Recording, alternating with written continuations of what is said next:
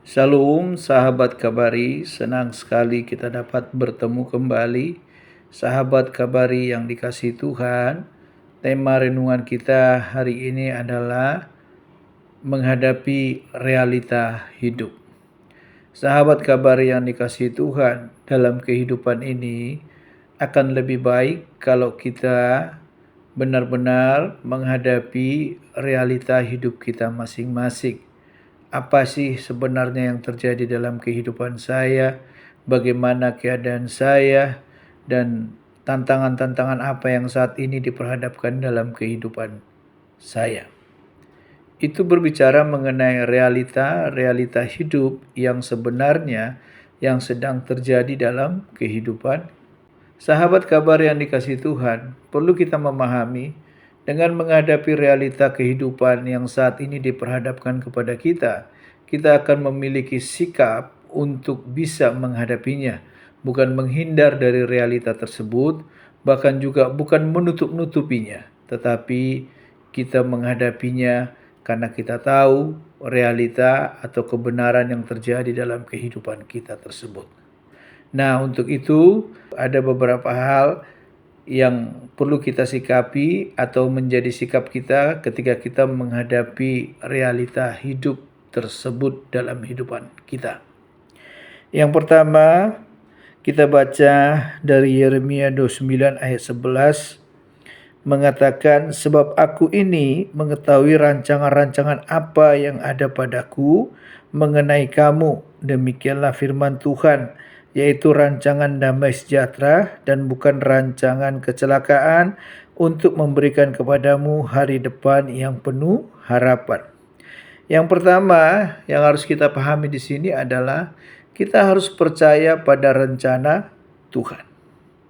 Memang realita hidupnya mungkin kita diperhadapkan kepada kesukaran demi kesukaran, kegagalan demi kegagalan, masalah silih berganti yang tidak ada solusinya, bahkan juga kita mengalami keterpurukan. Tetapi firman Tuhan berkata tadi supaya kita percaya pada rencana Tuhan. Rencana Tuhan itu tidak pernah gagal. Yang gagal itu adalah kita untuk bisa berjalan bersama dengan Tuhan dan sampai kepada rencana Tuhan tersebut.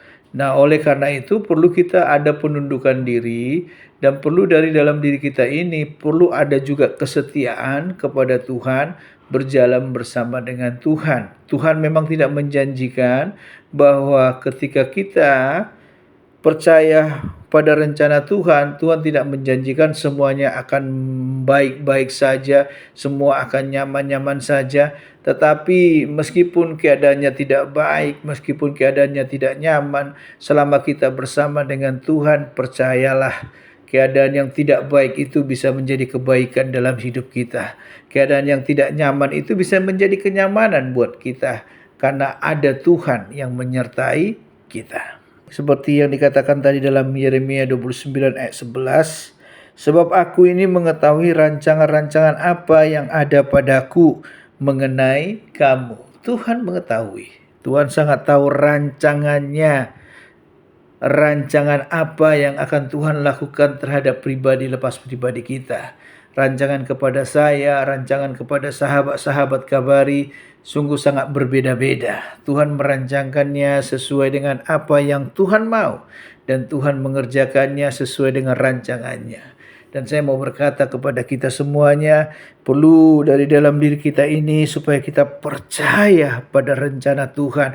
Percaya bahwa ada rancangan Tuhan bagi saya.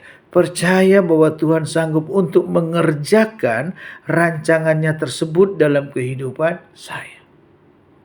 Di sini harus kita belajar banyak bahwa dalam kehidupan kita ini, bahwa Tuhan itu punya rancangan-rancangan yang berbeda seorang terhadap yang lainnya. Jadi tidak perlu ada iri-irian, tidak perlu merasa yang sana kok rancangan Tuhan begini, kok kepada saya begini. Tetapi percayalah, setiap rancangan-rancangan yang Tuhan berikan kepada pribadi-pribadi tersebut, semuanya itu sudah Tuhan rancangkan, dan itu untuk kebaikan daripada pribadi orang tersebut. Kita lanjutkan ayat tadi berkata, demikianlah firman Tuhan, yaitu rancangan damai sejahtera dan bukan rancangan kecelakaan untuk memberikan kepadamu hari depan yang penuh harapan. Lihat, rancangan yang Tuhan berikan itu bagi kita adalah rancangan damai sejahtera, bukan rancangan kecelakaan. Jadi tidak ada rancangan kecelakaan yang dirancangkan Tuhan dalam kehidupan kita. Bahkan dikatakan tujuan dari rancangan itu adalah untuk memberikan kepadamu hari depan yang penuh harapan. Wow, ini luar biasa sekali. Nah, oleh karena itu perlu kita untuk senantiasa percaya pada rencana Tuhan. Kita percayakan hidup kita kepada Tuhan. Kita percaya bahwa Tuhan punya rancangan-rancangan yang baik kepada kita. Bahkan rancangan-rancangannya itu rancangan damai sejahtera dengan tujuan untuk memberikan kepada kita hari depan yang penuh dengan harapan. Mari kita percayakan semuanya kepada Tuhan bahwa rencana Tuhan itu adalah rancangan kebaikan bagi kita semuanya. Yang kedua, tetap positif dan bersyukur. Kita baca dari 1 Tesalonika 5 ayat 8. Mengucap syukurlah dalam segala hal, sebab itulah yang dikehendaki Allah di dalam Kristus Yesus bagi kamu. Nah, yang kedua ini ketika kita menghadapi kenyataan hidup atau realita hidup kita masing-masing, sudah pasti berbeda-beda realita hidup kita. Kita tidak perlu menutupinya, kita tidak perlu menyembunyikannya, kita tidak perlu berkata kepada orang semua baik-baik saja, tetapi kita harus mengakui bahwa keadaan saya tidak baik. Tetapi meskipun keadaan tidak baik, itu bukan membuat kita tidak bisa mengucap syukur. Tetapi kebenaran firman Tuhan tadi berkata, mengucap syukurlah dalam segala hal, sebab itulah yang dikehendaki Allah di dalam Kristus Yesus bagi kamu. Kita perlu mengucap syukur dalam segala hal.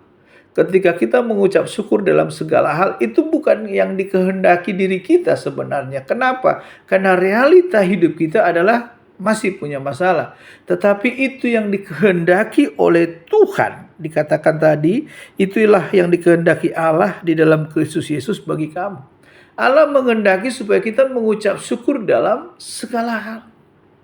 Kenapa Allah menghendaki supaya kita bisa mengucap syukur dalam segala hal? Karena kita tahu dengan kita mengucap syukur, Tuhan melihat bahwa di dalam diri kita, ketika ada rancangan Tuhan, itu rancangan penuh harapan itu, kita masih punya pengharapan. Meskipun sulit, meskipun susah, kita mengucap syukur. Karena ada Tuhan menyertai kita. Dan Tuhan sanggup membuat kesulitan demi kesulitan itu menjadi mendatangkan kebaikan demi kebaikan dalam kehidupan kita. Dengan kita mengucap syukur, maka akan ada kekuatan dalam diri kita dalam menjalani hari-hari yang Tuhan berikan itu. Dengan kita mengucap syukur, kita bisa mengakui akan kebesaran Tuhan yang diberikan dalam hidup kita. Memang ada masalah, tetapi kebesaran Tuhan dalam diri kita jauh lebih besar dari setiap masalah demi masalah yang sedang kita hadapi dalam kehidupan kita. Dengan mengucap syukur, kita percaya bahwa Tuhan kita yang kita sembah, Tuhan kita yang hidup itu, yang kita kenal di dalam nama Tuhan Yesus, Dia masih sanggup untuk menolong kita. Dia masih senantiasa memelihara kita, menyertai kita, bahkan memberkati kehidupan kita. Memang masalah ada, kesulitan ada, persoalan ada, beban hidup ada, tantangan ada, hambatan ada, rintangan ada. Tetapi firman Tuhan tadi berkata, mengucap syukurlah dalam segala hal, sebab itulah yang dikehendaki Allah dari dalam hidup kita ini. Kita harus mengucap syukur kepada Tuhan. Percayalah, ketika kita mengucap syukur itu, kita memuliakan nama Tuhan. Kita mengagungkan nama Tuhan. Kita bersyukur akan segala apapun yang terjadi. Karena kita tahu bahwa Tuhan tidak pernah meninggalkan kita. Dan Dia punya cara untuk menolong kita. Tuhan punya cara-caranya sendiri untuk memberkati kita. Tuhan punya cara-cara yang luar biasa untuk menyembuhkan segala penyakit yang mungkin ada di antara sahabat Kabari saat ini sakit. Tuhan punya banyak cara untuk menyembuhkannya. Tuhan tidak pernah punya satu cara untuk menyembuhkan orang sakit.